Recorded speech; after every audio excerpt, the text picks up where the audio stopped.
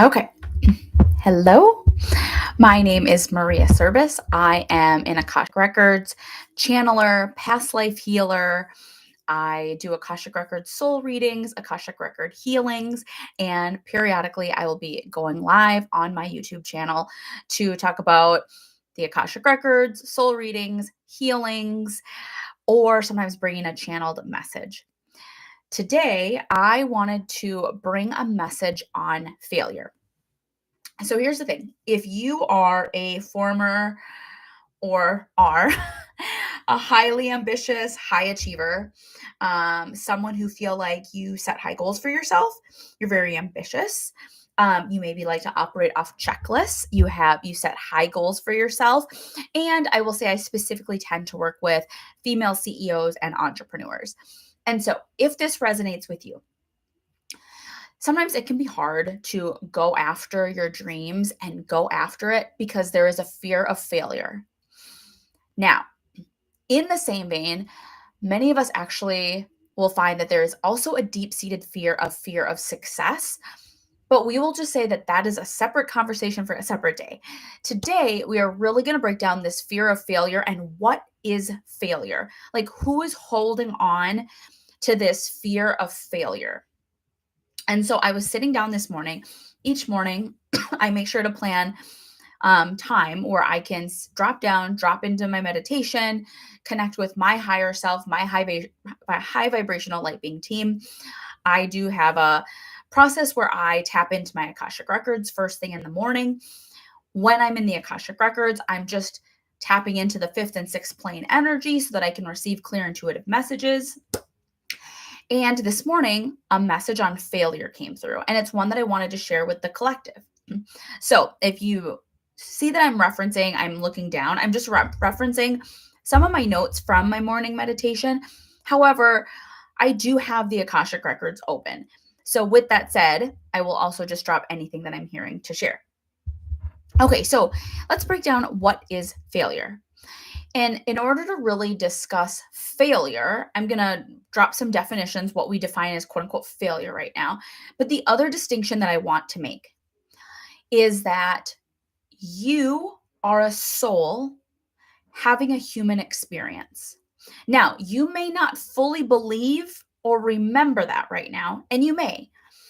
A part of you may believe that, a part of you may not. But that's where I actually want to bring up this topic of how you can have parts of yourself who maybe don't fully believe something just yet, and another part of you who knows XYZ to be true. And that's where I want to share how you are a soul having a human experience. So you have a soul self who easily and effortlessly taps in because soul self is higher self. Soul self has easy access to high vibrational light being team, to all of your high vibrational guides, to your archangels, to your elementals, to the whole soul world. Your higher self, your soul self already knows how to do it. Your soul self is limitless. Your soul self is a spark of the divine. Your soul self knows all of this. So then you ask, so Maria, why don't I believe it? Or why does a part of me not believe it? Or because that's just it. Your soul self knows that you can't fail. But then you're like, so then why do I feel like I'm afraid of failure? Well, that's because we need to acknowledge the other quote unquote elephant in the room. Yes, you are a soul having a human experience, but your soul chose to incarnate in this physical body in the 3D into this mind. And your mind, we can say, has different aspects and parts to it. So your mind has an ego, and your ego is rooted in survival. You might also call another part of yourself your inner child, the part of you that has experienced different things throughout this lifetime, that inner child self, who's more of like who you kind of protect and think of in like a childlike innocence, which can be different than the part of you that you think is more ego survival driven. Now, for some people, in your own practice of dialoguing with your inner mind, you might just find that you either categorize things as, oh, that feels like my ego. Oh, this feels like my inner child. She feels unsafe. And maybe you just have those two distinctions in addition to your wise self or your soul self. Now, some people, if you've ever done something called internal family systems, IFS therapy, it's just a form of therapy, kind of inner child healing. And from there, you might find, whether you've done that or not, Just know that you can create more distinctions when you begin to dialogue with your mind. So, like I said, you can either just call everything either ego or inner child, or people might start to name different aspects of their ego. Like, this is the part of me that's my inner critic. Oh, this is the part of me that doesn't want me to fail. Oh, this is the part of me. It's like, for me, I sometimes call it like my logic part. This is like my logic part really coming on, and she's really trying to make sense of things. Now, yes, all of those are really just different aspects of your ego. So you can call them ego, you can call them other things. But with that, that's what I want you to know. That's why you feel failure. That's your ego. And maybe even your inner child coming in, because your inner child maybe at some point was punished when she quote unquote failed. Let's talk about what are the definition of failure though. Failure is the apparent lack of success. To be unsuccessful in achieving one's goal, neglect to do something, to not succeed in what you're trying to achieve or in what you are expected to do. So when you think about failure, it appears like there's these two things that come with it. There is some type of outside expectation of something you're supposed to do that you failed. So there's an outside expectation. And with that outside expectation, it might be basically this goal that you set for yourself. But it is likely that this goal might be just this cherry that society dropped and said, you should be hitting this. You should be hitting this goal. Notice the words should be, supposed to. Just some random goal, an outside expectation. In those words itself, it's like that feels ego driven. That doesn't feel soul aligned. That feels ego driven. Ego will latch on to these tangible goals of the 3D that society says we're supposed to hit or that we should have done. And then when we don't hit them, we say, oh, I failed. So, and then the other thing that we might associate failure with is because we feel like we don't do the thing, whatever this outside expectation or goal is that society or someone at some point laced would be the thing for you.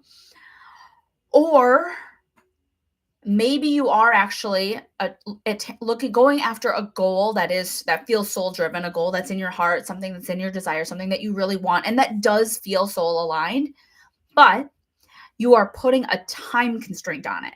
So you might feel like you failed because you're meant to like put forth this business, you're meant to help X amount of people. Let's say your books aren't full yet. Maybe you don't have as many one-on-one clients as you'd like to book. Maybe you don't have as many people in your membership as you'd like, in your retreat, in your XYZ, whatever it is that you're putting out into the world. And that goal feels soul aligned, but you're not quite there yet. You haven't quite figured it out yet. And so then it's like, oh, I failed. But the failure is coming from some type of time pressure, time constraint. And so a few things. You cannot fail. You cannot fail. And you will remember that the more you continue to align with your soul self. Because failure, the word in of itself, everything, the definitions that I read, lack to succeed, unable, unsuccessful in achieving one's goal, that's all ego driven. And so the reason why you can't really fail is because those are ego driven. Honestly, so again, it can be either that because they're ego driven, quote unquote, fake goals that really are not even in your heart, but things that you just feel like you were supposed to do or that society said. So it's because ego driven goals, not even soul aligned. Or you are chasing after something soul aligned, and therein lies the problem. You're chasing after it, meaning you don't trust that it's already yours. If you feel like you're chasing, you're already losing.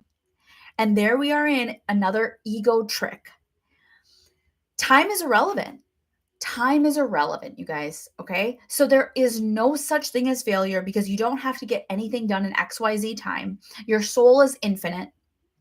It came here to learn lessons. Yes, you have heart desires and things that you want to bring forth from your heart, which you can and you will, but you have to trust it.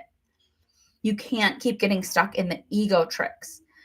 The ego-driven goals, the ego-driven like time constraints.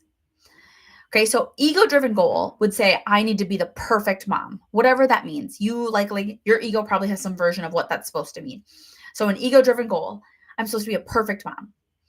But a more soul-aligned path, purpose would be, you know what? I'm here to walk alongside my children, and we're teaching each other soul lessons as we navigate this journey together. Guess what? When you pick the second one, you can't fail because you just see everything as a lesson and a walk alongside your child, who, by the way, your child is really just another soul. They're basically like an adult, but we all get reborn again in a childlike mind. That's just the process we signed up for here on earth. But we need to treat our children like basically young, respectful, be respectful of them because they're like mini adults. And then we all just get reborn. And so, again, or an ego-driven goal is that, like, I need to have a perfect launch and the metrics need to look a certain way and blah, blah, blah. And I need to get this many people in. Well, of course I want you to have a successful launch, but I don't want it to be ego-driven. So instead of saying I need to have the perfect launch, it might be like, you know what? I am on this path where I'm going to take messy, inspired action, knowing that I am always being divinely guided, loved, held, and supported so that I can impact the most people. And when you focus on the impact and supporting more people, and you see if something doesn't convert how you wanted it to in your launch, you see it as another lesson and you drop in and you ask, what is my soul learning from this? And how can I take the next messy, inspired action? It's not about being perfect. So I want to remind you, your soul already knows this. There is no such thing as failure. There's only soul lessons, and we need to be able to start taking radical responsibility for how you can begin to co-create your life with your higher self. And the thing is, all of this to say, the goal is actually to not resist, ignore, suppress, or ask for the ego to die. There is no ego death. You guys, you are in a human body. You are not getting rid of your ego. Trying to suppress it, ignore it, resist it, or otherwise only makes it kick harder. And to be honest, it's actually, and it ends up making your ego really good at hiding. So then you may think you're in some soul aligned way, but you're really not. The ego is just being sneaky and it's hiding because it knows that you're trying to be all soul and woo wooey, but you're not actually healing the ego. You're not actually talking to your ego. So then the ego just like knows how to wear a mask and act like it's part of the group. Okay. You don't get rid of the ego. So my advice is learn how to work with your ego, learn how to face your ego, learn how to send love and compassion to your ego and heal. When I started doing the past life and subconscious healing to heal my ego, to heal my inner child, excuse me, I've got like lingering cough stuff going on. Hence why, if you haven't already noticed on this broadcast, yes, somewhere here, I do have a red eye that you might have noticed. I've had a prolonged sustained cough. The cough, unfortunately, ended up popping one of my blood vessels in my eye. So just know my eye does not always look like that. Okay, I digress. Do the past life and subconscious healing. When I did that, my entire life has changed. I have fully remembered that I am a soul having a human experience. I have tapped into all of my intuitive gifts, my spiritual powers, as we call them. I can now finally rest and surrender into my divine feminine. I fully believe that the timeline that I'm aiming for, it's already done. I know that it's already done. And I know that it doesn't matter in the 3D how long it takes to get here. I know that I'm just on the journey of enjoying it. And I take messy, inspired action, knowing that I'm going towards my goal, my soul purpose, my soul mission. And no longer do I expect to see a 50-page manual come through. That's not how it works. That's not how it works, because you're not going to get the 50-page manual, because honestly, time is anything but like set in place. There are multiple timelines happening, and you get to pick which one you go based on your sovereign choice and other people's choices, because that's just it. We're all in this like matrix together. And so every choice we make can make for a new timeline.